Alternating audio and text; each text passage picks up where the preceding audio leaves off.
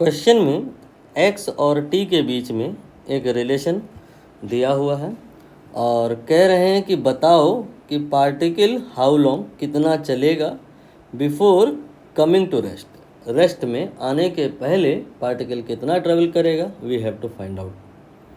कैसे करेंगे?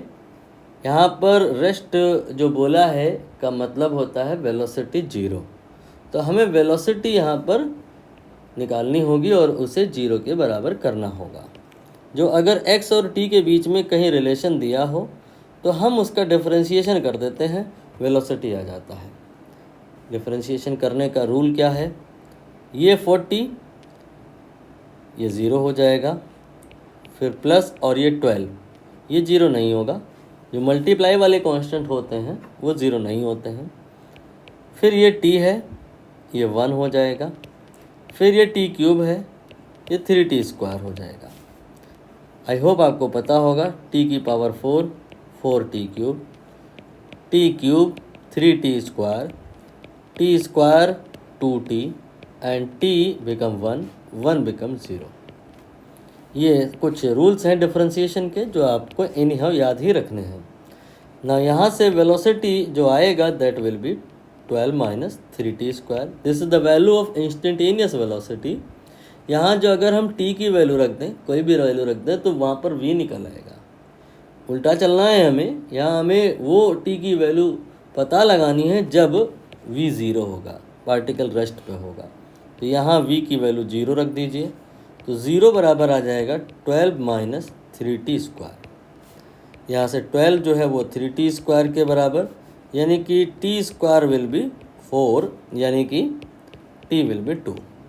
हमें पता चल चुका है कि पार्टिकल रेस्ट पे कब आया होगा। It will be at rest at 2 second. बताना यह है कि पार्टिकल रेस्ट में आने के पहले कितना चला। एक डायग्राम के थ्रू मैं थोड़ा और समझा दूं कि फॉर एग्जांपल मान लो t बराबर 0 पर पार्टिकल चल चुका है 40 मीटर और t बराबर 2 सेकेंड पर पार्टिकल चल चुका है सपोज करिए 56 मीटर। तो 0 से 2 सेकेंड के बीच में कितना चला है, इसके लिए इसमें से इसको माइनस कर देंगे। यहाँ पर लगभग वैसी ही सिचुएशन है। 2 सेकेंड पर कितना पार्टिकल चला है ये पता लगाने के लिए हम इस एक्सप्रेशन में t की वैल्यू 2 रख देंगे।